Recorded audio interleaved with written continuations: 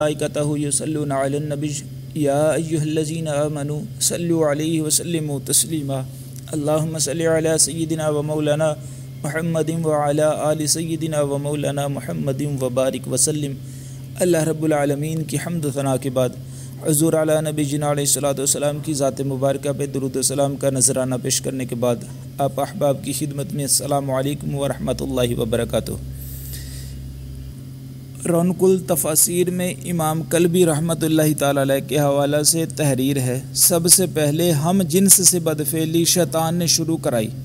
وہ ایک خوبصورت لڑکے کی صورت میں شیطان ایک خوبصورت لڑکے کی صورت میں ان کے پاس آیا اور انہیں بدفعلی کی ترغیب دے کر عادی بنا دیا۔ اس کے بعد قوم لوط کی یہ عادت بن گئی، جو مسافر ان کے ہاتھ چڑھتا اس سے بدفعلی کرتے۔ قوم لوط کے اس فعل کی بدولت ہم جنس سے بدفعلی لواطت کہلائی۔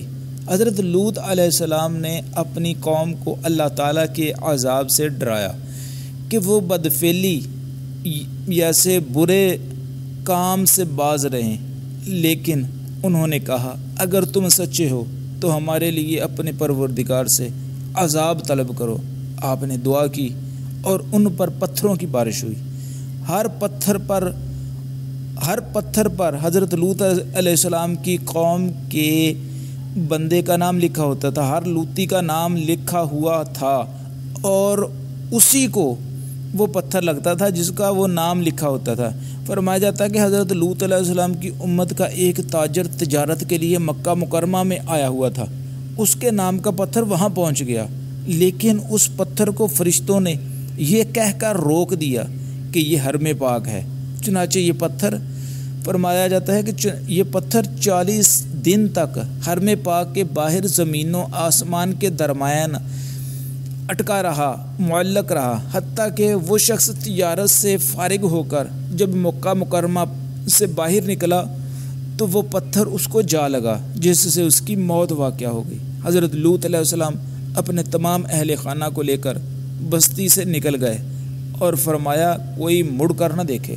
جب قوم لوط پر عذاب نازل ہوا تو ان کی بیوی نے آوازیں سن کر پیچھے دیکھا اور کہا ہائے میری قوم، جس کے باعث ایک پتھر اسے بھی لگا اور وہ ہلاک ہو گئی۔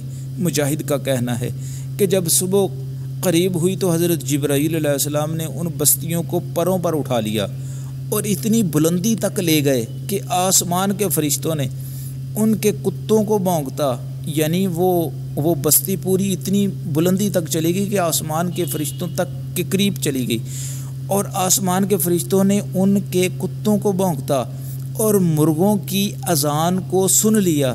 اس وقت یہ بستیاں الٹ دی گئیں۔ سب سے پہلے ان کے مکانات گرے، پھر وہ خود اوندے منہ زمین پر آ گرے اور ان پر پتھر برسائے گئے۔ کہا جاتا ہے کہ یہ 5 شہر تھے، جن میں سب سے بڑا سدوم کا شہر تھا۔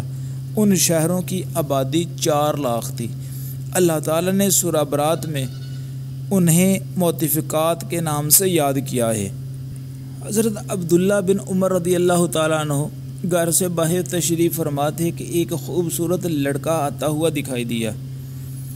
آپ بھاگ کر گھر میں گھس گئے اور دروازہ بند کر لیا۔ کچھ دیر بعد پوچھا فتنہ چلا گیا یا نہیں؟ لوگوں نے کہا چلا گیا۔ تب آپ باہر تشریف لائے اور فرمایا حضور علیہ الصلوۃ والسلام کا ارشاد ہے کہ ان کی طرف دیکھنا، گفتگو کرنا اور ان کے پاس بیٹھنا حرام ہے۔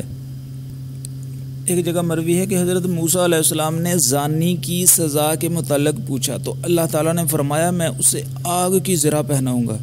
وہ ایسی وزنی ہے، وہ اتنی زیادہ وزنی ہے کہ اگر بہت بڑے پہاڑ پر رکھ دی جائے تو وہ بھی ریزہ ریزہ ہو جائے۔ کہا جاتا ہے کہ شیطان کو 1000 بدکار مردوں سے ایک بدکار عورت زیادہ پسند ہے۔ بس اللہ تعالیٰ کی بارگاہ میں ہر وقت یہی دعا کرتے رہنا چاہیے کہ اللہ تعالیٰ ہمارے اعمال اچھے فرما دے، اللہ تعالیٰ ہم سے راضی ہو جائے، اللہ تعالیٰ ہمیں برائیوں سے محفوظ رکھے، اللہ تعالیٰ ہم سب پہ اپنا خصوصی رحم و کرم فرمائے۔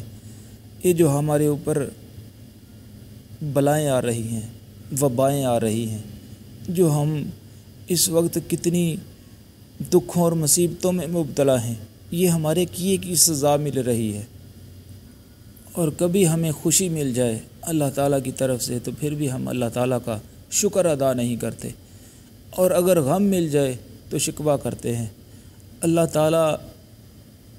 تعالیٰ ہم پہ پھر بھی اپنا رحم فرمائے ہوئے ہے، اللہ تعالیٰ ہمیں پھر بھی رزق عطا فرما رہا ہے، ہمیں کھانے کے لیے، ہمیں پینے کے لیے، ہمیں رہنے کے لیے اللہ تعالیٰ نے ہمیں بہت کچھ عطا فرمایا ہے، لیکن ہم اللہ تعالیٰ سے پھر بھی غافل ہیں۔ اللہ تعالیٰ کی بارگاہ میں دعا ہے اللہ تعالیٰ ہم سب کو عمل کی توفیق عطا فرمائے۔